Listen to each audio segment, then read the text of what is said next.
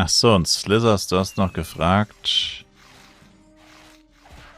Wie würdest du den Elle und Psyche beim AOE miteinander vergleichen zum Leveln, was Damage, Spaß und Easy to Play angeht?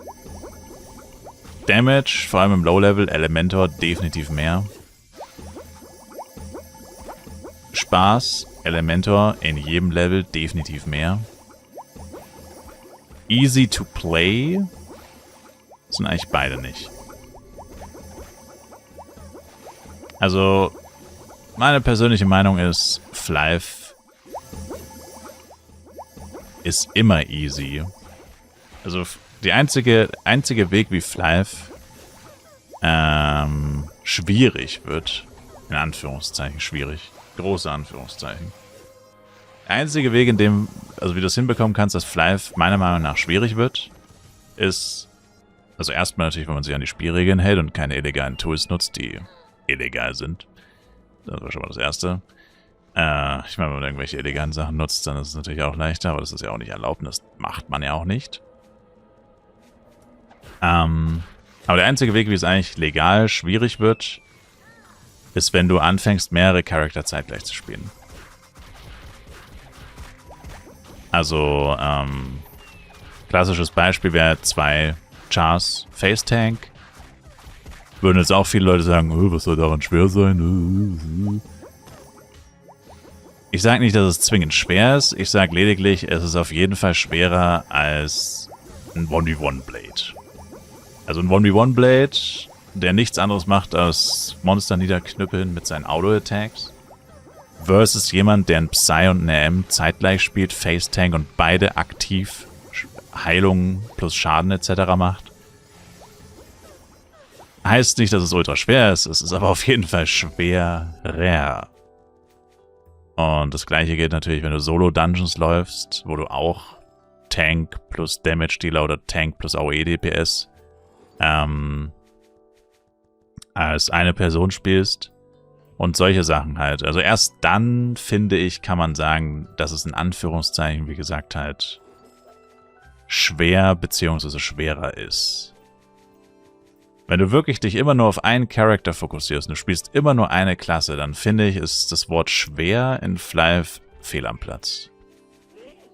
Weil nur einen Charakter zeitgleich zu spielen, meiner persönlichen Meinung, ich meine, gut, okay, ich habe natürlich auch ein bisschen mehr Spielzeit, da sitzt ein purer Anfänger, aber ich meine, was will man darüber diskutieren? Ich meine, Flyve ist einfach kein schweres Spiel, das ist halt einfach so.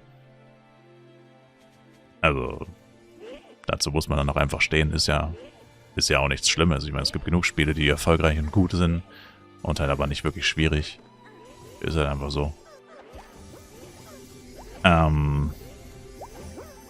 Und wie gesagt, wenn man aber halt sagt, ja, mir ist jetzt aber langweilig oder das finde ich langweilig, hier immer nur so ein bisschen rumzuäumeln sozusagen, das mit 1v1 Blade zum Beispiel, das ist mir einfach, das reicht mir nicht. Dann kann man, wie gesagt, selber, indem man sagt, okay, dann spiele ich jetzt halt mal 2 Chars zeitgleich, dann probiere ich halt mal dieses Face Tank und vor allem High-Level Endgame, wo du dann auch wirklich den AM brauchst mit dem Healing, mit Barrier, mit was auch immer, oder sogar sein Damage einfach willst. Wenn du ihm einen Sauce gibst, dass du einfach sagst, naja, ich will den Schaden einfach, damit ich einfach noch schneller leveln kann und so. Kann man ja dann selber entscheiden, ob man dafür bereit ist oder nicht.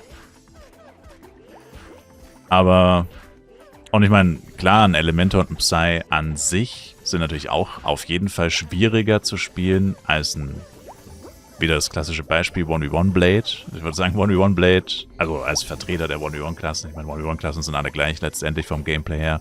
Einfach nur Monster anklicken und warten, bis sie tot sind.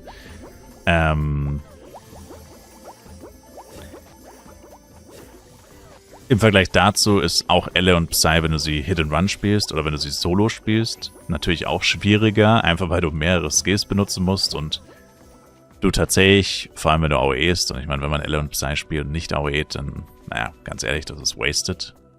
Weil für 1v1 sind diese Magier einfach nicht geeignet. Beziehungsweise können sie einfach sehr gut AOEen, also das nicht zu nutzen ist Verschwendung.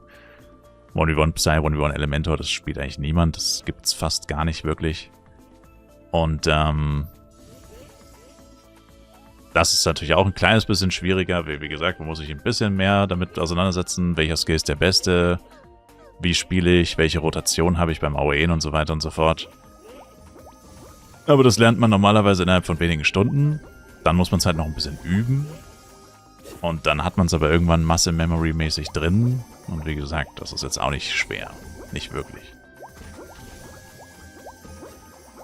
Hat der AOE Psy dann überhaupt einen Platz? Na, du hast mich ja nach meiner Meinung gefragt. Wie würdest du sie vergleichen? Objektiv gesehen kann man sagen, dass... Also, ich würde sagen, objektiv trotzdem Elementor im Low-Level definitiv die wesentlich stärkere Klasse. Bis Level 100 würde ich sagen, bis Psykeeper Gravity Well bekommt. Also auf Level 100 kriegt der Psykeeper einen ziemlich krassen Boost. Elementor verändert sich überhaupt nicht, weil er kriegt Eye of the Storm und Eye of the Storm ist übelst der Trash-Skill im PvE. Der bringt eigentlich einfach gar nichts. Eye of the Storm ist kein guter Skill. Das heißt, bis Level 100 würde ich persönlich sagen, also auch objektiv würde ich sagen, definitiv hat der Elementor krass die Nase vorne. Allein schon Poison Cloud ist im Low-Level so ein krasser Skill. Selbst auf Electric Monster, du benutzt einen Skill und dieser eine Skill macht einfach immer den Monstern mindestens 40, je nachdem welches Element sie haben, auch über 50% Schaden mit einem Skill. Das kann keine andere Klasse, kann das. Ohne Equipment. Ohne 20er Buffs, ohne Power-Ups, ohne Link Attack. Einfach so aus dem Stand, zack, 50% Schaden mit einem Skill. Mit Power-Ups, selbst mit ohne Equipment, wenn das Feuermonster sind zum Beispiel, kannst du sogar One-Shots schaffen. Wenn die Monster nicht allzu viel höher sind als du. Und ja, wie gesagt, mit Power-Ups und so. Aber halt ohne Equipment, ohne krassen Supporter. Und ich meine, das kann weder Psy noch sonst irgendjemand kann das replizieren. Das ist einfach einzigartig. Und ja, es ist natürlich im Low-Level sehr krass. Irgendwann lässt es dann schon nach. Also ich meine, wenn die Monster dann 400.000, 500.000 HP haben, ist es immer noch möglich, sie mit Poison Cloud fast zu killen. Vor allem, wenn das Element halt passt, wenn es Feuermonster sind.